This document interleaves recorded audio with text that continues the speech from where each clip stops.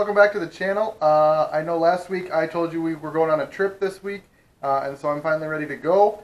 Andrea's actually already down there. We're headed to New Orleans. She was down there for a conference, and I'm going to go visit or catch up with her, and we're going to spend the weekend together. So I'm here just about to leave my apartment, and just kind of wanted to show you that I've got my rollerboard here, and then I'm bringing my backpack as well, and then I know I told you guys in the last video that I was going to bring a tube and some tire changers and stuff, but I decided that because of where we're staying and stuff like that, I didn't know if I was going to be able to get to a pump if I blew a tire. So I actually decided to just bring along a spare with me today. They'll be able to gate check this for me. I'll carry it through the airport, and it won't be that big a deal. It's super light. So I'm going to take you with me as I go along today and see if I can get some good shots of what it's like to go through TSA, if they'll let me film there, and kind of moving around the airport, get me on and off the plane, to show you guys as much as I can about that, and we'll go from there. So we'll see you in a second. After getting dropped off at the airport, I made my way to ticketing, which as you can see was a bit of a struggle, having to push my chair, my bag, and carry my spare wheel all at the same time. But things got a lot easier once I was able to drop off my checked luggage. I have to give props to Spirit, as their ticket agent was very accommodating and understanding of my needs. However, when traveling, be sure to always be a strong advocate for yourself. Some ticket agents can get pushy about not gate checking spare wheels or chairs, and that is something I highly recommend you never do. The less time the airlines have your equipment in their possession, the less likely it is to get broken or lost. After checking in my bags, I headed to everyone's favorite part of flying, TSA. Going through security is a bit of a give and take for me. While I hardly ever have to wait in line at security, I always have a friendly TSA agent in rubber gloves ready to pat down every inch of my body and wheelchair. But it isn't so bad. Most agents are quite nice, and I understand that it's all necessary to keep our airports and skies safe.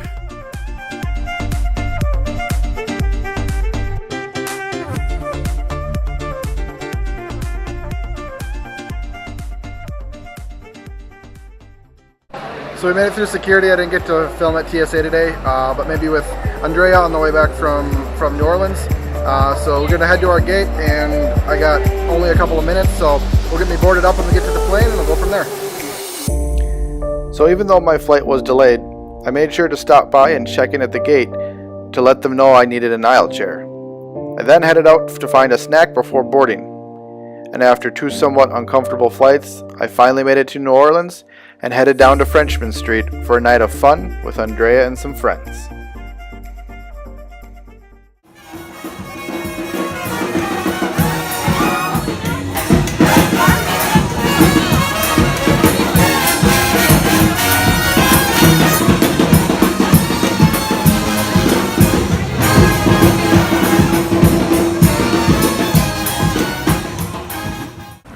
An official welcome from both of us from New Orleans. So we're staying at the Chateau Hotel. It's this really cute, quaint, what would you say?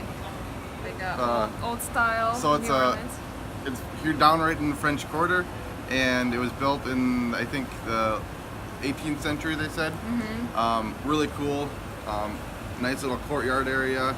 Everything's really historic down here. It's really cool. Mm-hmm. So we enjoyed our first night out on Frenchman Street last night. Yeah, we'll put some of those clips so you guys can see those. So it was a lot of fun.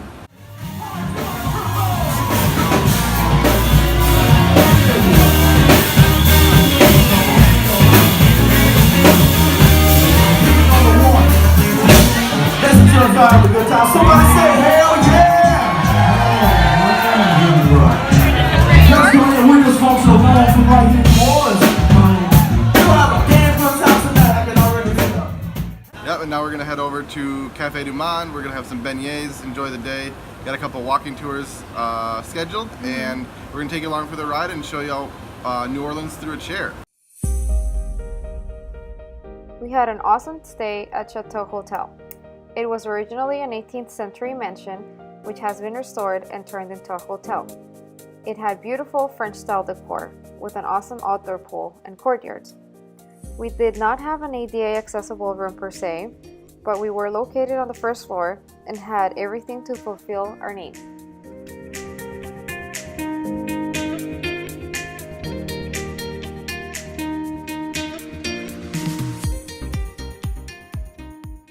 So there's a lot of cobblestone here in New Orleans, and the streets are not that even. So I made a little mod to the chair before I came down.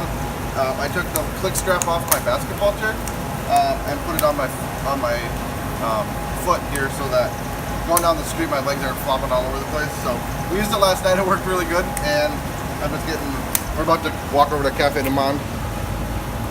And then show them your cool cup Oh, holder. and I got my cup holder. So It's not really like for wheelchairs, but where did you get this again? Like, it's for bikes?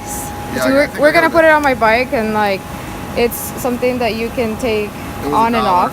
It was $1. So like we just want to show you guys, like, you know, you can put in probably like a little bag if you wanted to hold something, but I think it just clamped on there, right, hon? yeah, it's just So- one screw. So Yeah. Yep. So a little self DIY at home so we can have a good trip. And now here we go.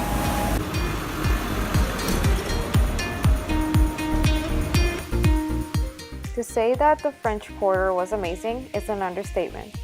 This is New Orleans' oldest neighborhood, full of unique culture.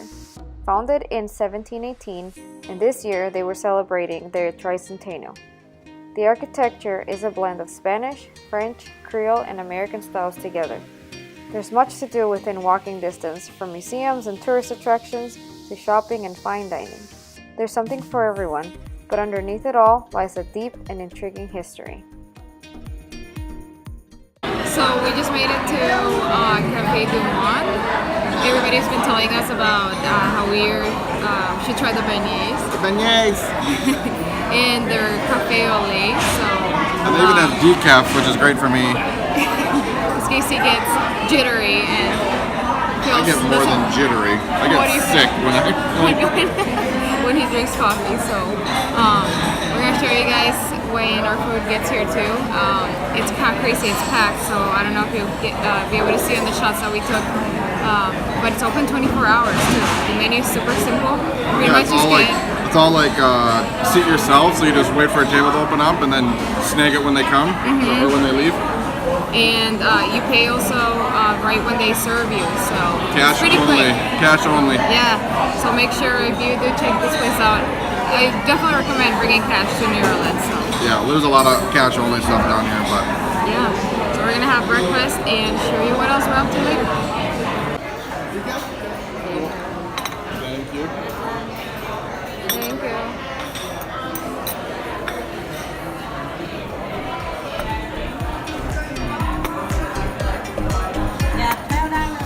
After having an amazing breakfast, we met up with our friend Melissa and explored the French market.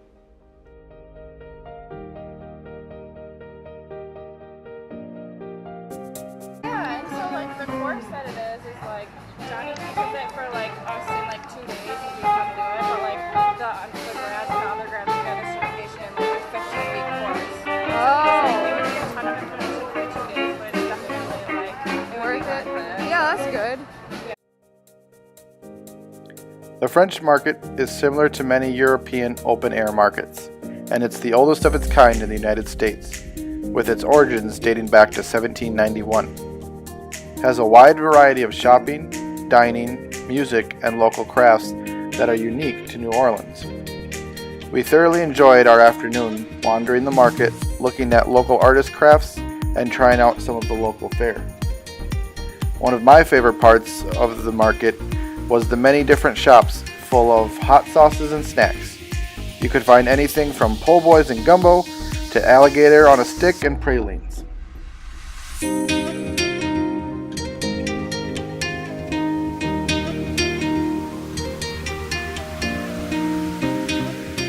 After the market, we head to the original French Market restaurant for Cajun Bloody Marys and a delicious lunch.